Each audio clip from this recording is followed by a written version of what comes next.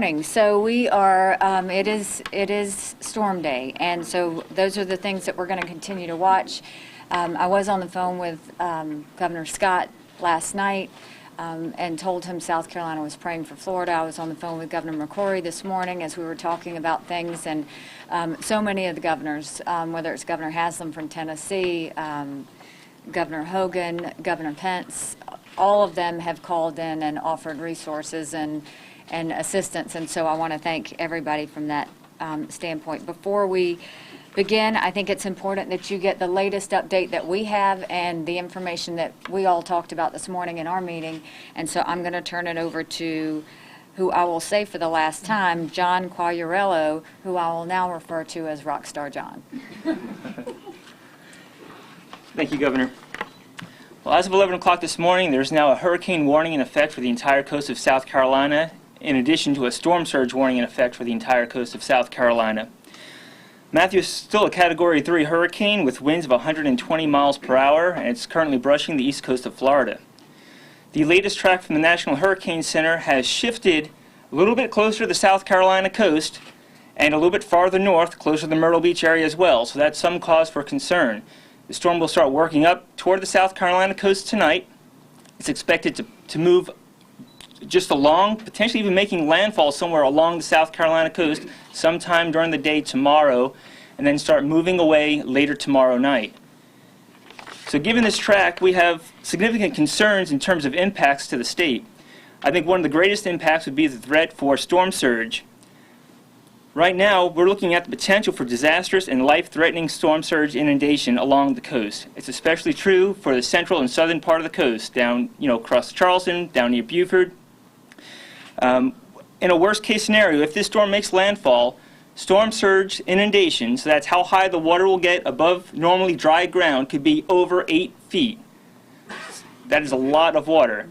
The storm surge is not going to just be at the coast. The storm surge can extend miles inland. So it doesn't matter that you don't have a beachfront home. You could be impacted by the storm surge well inland. You need to be aware of that. In addition, we expect significant damage to coastal structures due to the combination of very high inundation, battering waves, and high tides. Some of the more vulnerable areas, we have Defusky Island, Hilton Head Island, Hunting Island, Folly Beach, Wild Dunes, Edisto Beach. Even places like Daniel Island could all be impacted by the storm surge. Roads in and out of barrier islands will become impassable due to the surge. If you don't evacuate now, you will likely become stranded. In addition to the surge threat, heavy rainfall is going to be an issue. For coastal areas, as much as 8 to 14 inches of rainfall is expected, and even as you head in toward the Midlands, we still could see 3 to 6 inches of rain. Because of that, a flash flood watch is in effect, pretty much from Rock Hill down through Aiken and all points east of there. So heavy rainfall is another concern for us that could result in flash flooding. You take a place like downtown Charleston, where you have not only the storm surge coming in, and now you have that heavy rainfall, and we're looking at potential for deadly flooding on the Charleston Peninsula. We also want to mention the threat of winds. Now with this closer track, we could see sustained hurricane-force winds along the coast. That's going to bring extensive damage to trees. We'll see some structural damage to homes. In addition, even if you live inland, the stronger winds will pose issues to trees, but also to people living in mobile homes, so please be aware of that. And given those strong winds and the likely damage that's to occur, we should expect widespread and potentially long-lasting power outages. So again, we just urge you, if you're in an evacuation zone and have not evacuated, now is the time to do so, and we please urge you to move inland if you can. Thank you. So you've now heard what we discussed this morning, which is the storm, as we hoped it would relieve a little bit of the situation. I think we are seeing that it is getting worse, and so we are looking at major storm surges. We're looking at major winds. We are looking at wet grounds, which could be flood-like, like what we saw last year.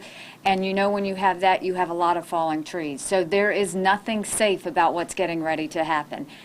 This is the last time you will hear my voice when I'm asking you to evacuate. We need everybody to consider evacuating and really take this very seriously. I want to tell you some updates on what we've got going on. As of 9:20, Director Smith and his team closed access to the reverted roads, and so you'll start to see the lanes of I-26 return to normal around midday. They are still going to be manning the traffic points until it gets dangerous, and then at some point we're going to have to get all of our first responders and crews off the road so that they can seek shelter as well. We have 712 troopers on the road, 2,700 DOT maintenance crew members that are ready to go, thousands of guardsmen that are on the ground but also getting ready to be deployed during the search and rescue situation. The number who have evacuated as of this morning are now at 310,000, which is up from 280,000 in my report yesterday afternoon. What we want to remind people is local bus operations are still moving to shelters. So if you are not going to evacuate upstate, at least go to a shelter. At least go to those areas where we know that we can have a safe, comfortable place for you to have food and water, and that we can make sure that we've got generators and something where you will feel informed and know what's going on. Many shelters have plenty of room, so that's what we want to see, is people at least taking time to go to a shelter if they don't evacuate. The Charleston Harbor will be closed at 10 a.m.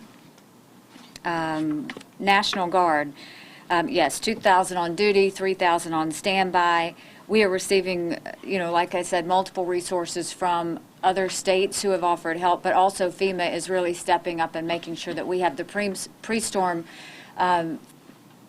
supplies that we need going forward to man the shelters and do all the things that we need to do, and then they will stay through the post-storm to make sure that that goes on as well. Our barrier islands, it's the biggest concern we have right now, is the fact that we need people to move. Daniel Island, they're not moving. We need you to consider coming up north. This is the time where you can evacuate. We need you to do this. The water that's going to come in is going to be dangerous. Defusky Island, we have 100 people on Defusky, and the last ferry left out at 6 yesterday, and there were still 100 people there. We did another ferry at 10:30 this morning. We do have National Guardsmen there and DNR there with boats and helicopters to lift people out. If you know of anybody on Defusky that is staying, it is going to be underwater. So we have to get these people out, and it's very important that we spread that message. We are now in all of the areas where we are seeing could be possible really dangerous areas. We are either doing the reverse 911 calls, or we're going door to door to try and ask people to get out. This is what our law enforcement and county officials are doing as we speak to try and get everybody to understand the seriousness of what is going on. We have 66 shelters that are open. That's one more than we had yesterday, but we have plenty more available, and there's a lot of availability in all of those shelters. We now currently have 2,882 residents in our shelters, which is up about 500 from yesterday. 674 staff members are on the ground in the shelters ready to help. We have adequate food supplies and backups as needed, so that's not going to be a concern. We just want to remind those that do go to the shelters that if you have a restricted diet, we may not be able to help you with that, so we want to make sure that you bring those appropriate things, as well as baby formula should you have to have that. As of 9 a.m. this morning, 104 medical facilities were evacuated. Beaufort Memorial will be evacuated by noon today. So again, when you see an entire hospital get evacuated, even if you were to have some health emergency, there is not going to be anyone there to help you, and that's something that we want you to think about. I want to thank especially our EMS professionals. They have transported thousands of people across the state to get them out of harm's way. And so, as we have said again, if you see law enforcement, if you see guardsmen, if you see EMS professionals, I can't say enough about the people who have been on the ground doing the work, putting in the long hours, because they have really, they really deserve our utmost respect in that. We do have 4 open special needs facilities now, but we also have 4 more available should we need them. There are, one of the things we're proud of is that we have pet-friendly facilities, and so we want to make sure that people are using them. We told you we had 2 in the Low Country yesterday. We've opened another one in Spartanburg. If the reason you are not leaving is because of a pet, we've got plenty of space. You're not going to go in there to a cramped shelter. We have plenty of space and want to make sure that we let you know that, animals, we want them to be safe too. There are places for you to go. Please heed those warnings and don't let that be the reason that you don't evacuate. Hotel availability is still spotty. We now have 2 hotels in Anderson that are available. We had 4 in Columbia open up overnight since they moved the game, so there are some Columbia rooms available. We have 3 in Greenville, and so certainly just know that if you go to Expedia or Airbnb, they have opened up a lot of other rooms there in Columbia and Greenville. Please go to Expedia or Airbnb, and you can still find additional shelter resources. With that said, I want to say I can't say enough about the team behind me and those that are not here in terms of all the directors of the agencies working together, the cooperation everybody has shown. We understand the situation that is before us, and it is not a good one. This is the last time you will see me before we are actually in storm mode. So please evacuate, even if it's to a shelter. Even if you suddenly are sitting at home, we have shelters in Charleston and in every county on the coast that we can have and take care of you during this process. But we are now getting ready to see some really tough weather. We are preparing now with our utility crews, with our guardsmen and all local first responders on how we're going to do rescue relief efforts. We are prepared for more flood efforts like what we saw last year. So DNR is very much ready and positioned with boats ready to go and look at that. Everybody is already planning on what happens after this storm. I would ask you, if you are even in the Midlands areas, hunker down, stay home. Stay out of this. We're going to see a lot of rain and we're going to see a lot of wind as well. So when you have that much rain, we saw a lot last year where trees come down and it becomes unsafe. So our goal is to try and make sure that we protect all the areas before people get out on the roads. And we just wish everybody Godspeed at this point. If you have any family members that have not evacuated, please call them. Family members, friends, anyone, please call them and make sure that they know that we still have bus transportation going to those shelters that can help them. So with that, I will open it up for any questions that you may have. Governor, at what point do the law enforcement, National Guard, DOT workers who are out there stop whatever they're doing and go get shelter themselves? So what we've planned on is as soon as it gets dangerous, as soon as it is not safe for them to be out there, they are going to go and seek shelter. Director Smith, do you want to offer anything in addition to that? Yes, we will maintain a presence. We will be very visible. But once it gets to the point where the wind, the situations are deteriorating, that's when our officers will seek a place of refuge. And soon as the winds abate, that's when our officer will push forward to provide recovery efforts. Where do you expect the hurricane to, I'm sorry, I'm down here. Oh, I was looking Give for me. you. Okay. Print meeting. Where do you expect the hurricane to make landfall?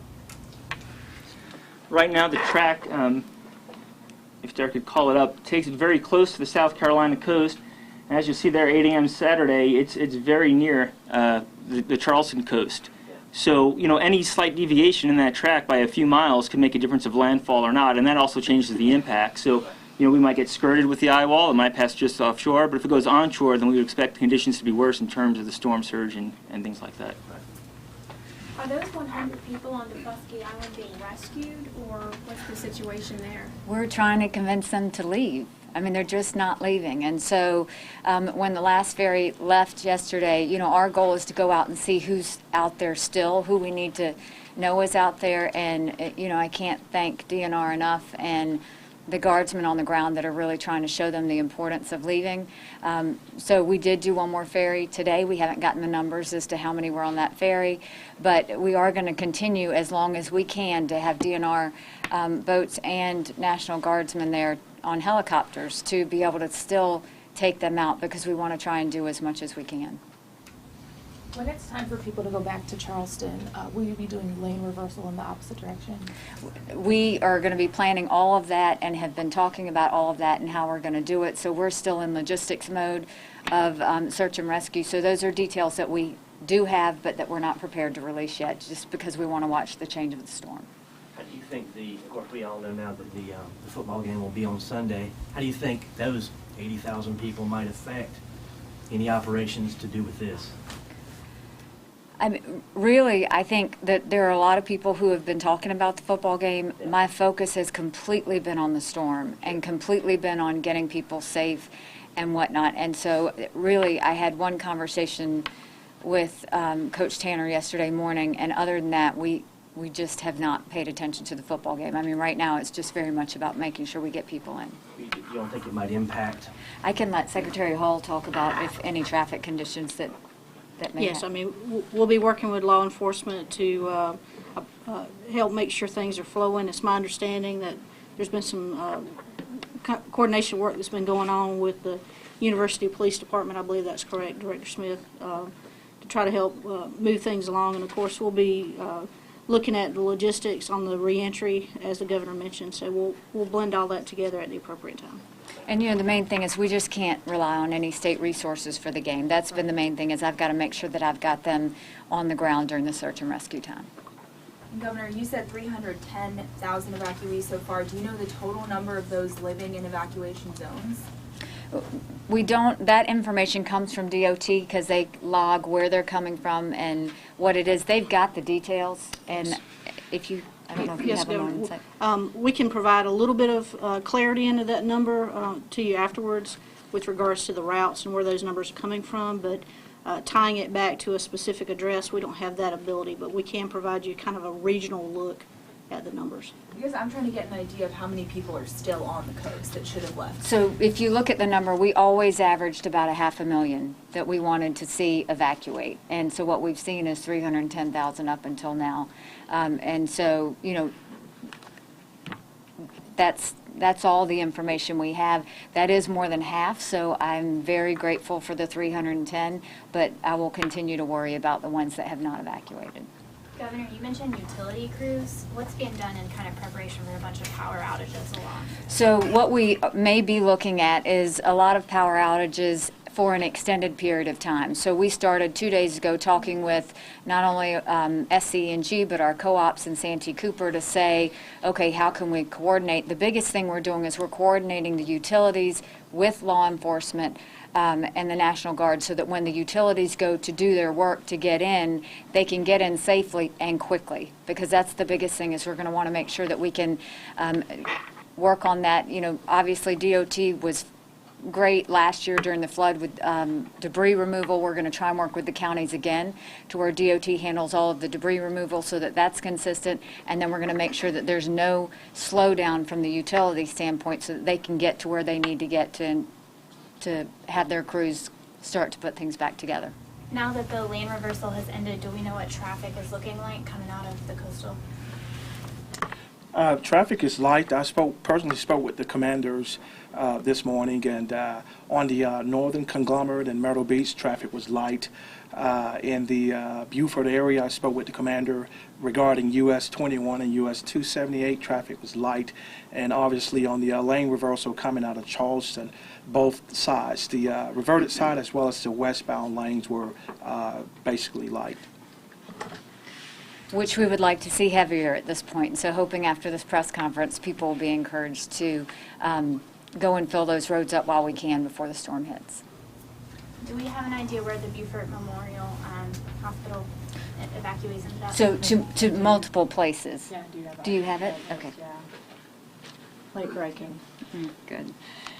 Yes, so we had to obviously match people up, find beds available, and so patients from Beaufort Memorial ended up going to Aiken, Anderson, Dillon, and Sherraw.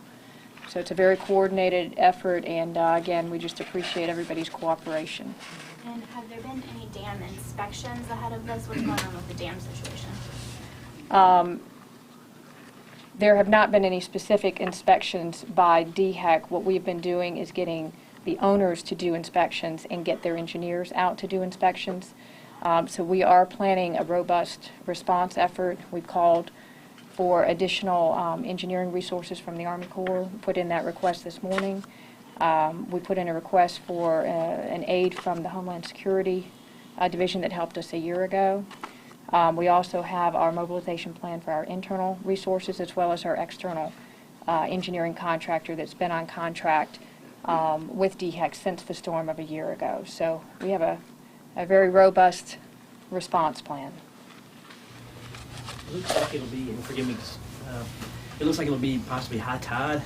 Does that have any effect on how bad it could be or not? Yeah, absolutely. A hurricane coming in at high tide would be a worst case scenario. It's just going to bring that much water inland, so certainly that would be a concern, and we have to pay close attention to the timing of the strongest winds and the nearest approach of the hurricane. And I don't know if I mentioned, and if I did, I'm just going to repeat it. We're going to be actively watching all of our rivers. DNR's really been on it, especially the Edisto, the Black, and the Waccamaw rivers. With the amount of rain totals that are being predicted, we know that those are going to be, will probably come into play in some way. And can we just get an update on bridges, what that situation's looking like, if we have any that are definitely closed now, gonna be closed, and you're gonna be open? Yes. We have not closed any bridges in the state currently. Our movable bridges, we have locked them down. Vehicular traffic can still use them, but navigational waterway traffic cannot pass through them currently, and that will remain in effect until after the storm. Our high-level bridges, we have not closed any of those, and we will actually just work with local law enforcement on making sure that the correct messaging is out on those high-level bridges in the coastal areas. Any other questions? All right, well, I just want to let you know we will be doing another press conference this afternoon as the storm hits to let you know.